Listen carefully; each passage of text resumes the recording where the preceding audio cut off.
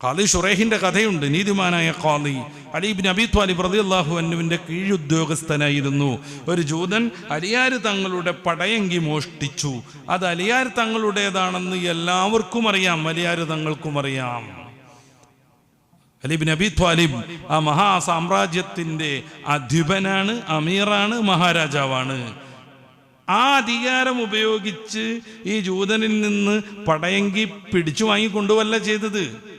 ഖാദി ഷുറൈഹ് എന്ന അന്നത്തെ സുപ്രീം കോടതിയുടെ ജഡ്ജിയുടെ കോർട്ടിൽ അലിയാർ തങ്ങൾ കേസ് ഫയൽ ചെയ്യുന്നു.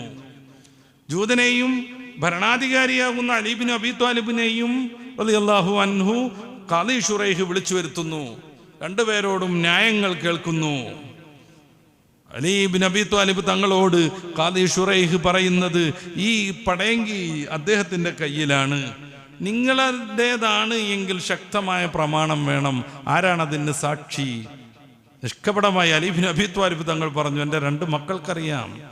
ഖാദി ഷുറൈഹ് പറഞ്ഞു, മക്കൾ നിങ്ങൾക്ക് സാക്ഷി നിന്നാൽ ഇസ്ലാമിക കോടതിയിൽ അത് തെളിവല്ല, പക്ഷപാതിത്വം വരും. എൻ്റെ ഒപ്പമുള്ള തൊഴിലാളികൾക്കറിയാം.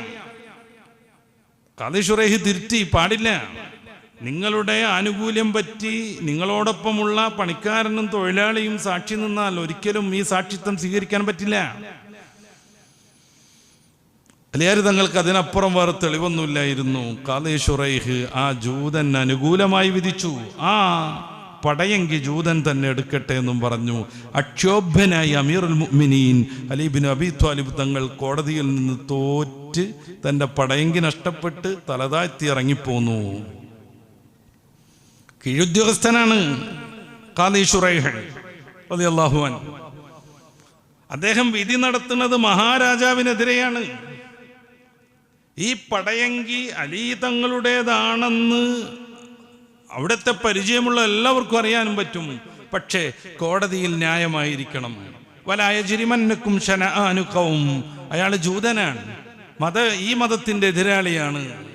പലപ്പോഴും ഹബീബായ നബി തങ്ങളെയും കൂട്ടരെയും ഇല്ലാതെയാക്കാൻ കഠിനാധ്വാനം ചെയ്ത വർഗത്തിന്റെ മെമ്പറാണ്. പക്ഷേ അത് നീതി ചെയ്യാതിരിക്കാൻ നിങ്ങളെ പ്രേരിപ്പിച്ചുകൂടാ.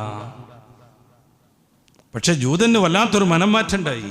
അയാളുടെ മനസ്സിൽ 1000 അമ്പുകൾ തുറച്ച പോലെയുള്ള വേദന വന്നു. എന്താണ് ഞാൻ ഈ കാണുന്നത്? ഈ മഹാസാമ്രാജ്യത്തിന്റെ ഉടമയാകുന്ന, അധിപനാകുന്ന, അമീറാകുന്ന അലിക്കെതിരെ തൻ്റെ കീഴുദ്യോഗസ്ഥൻ വിധി പറയുന്നു. അദ്ദേഹം അക്ഷോഭ്യനായി അത് സ്വീകരിച്ചിറങ്ങിപ്പോകുന്നു.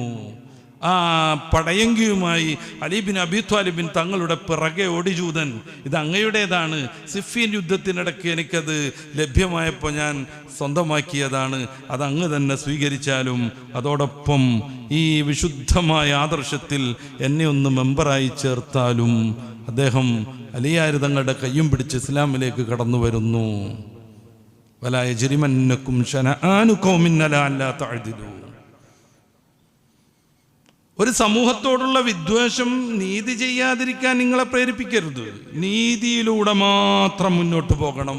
ഫഅദിലു ഹുവ അഖ്റബു ലിത്തഖ്വ, നീതി കാണിക്കുക, അതാണ് തഖ്വയുടെ പക്ഷം ചേർന്നത്.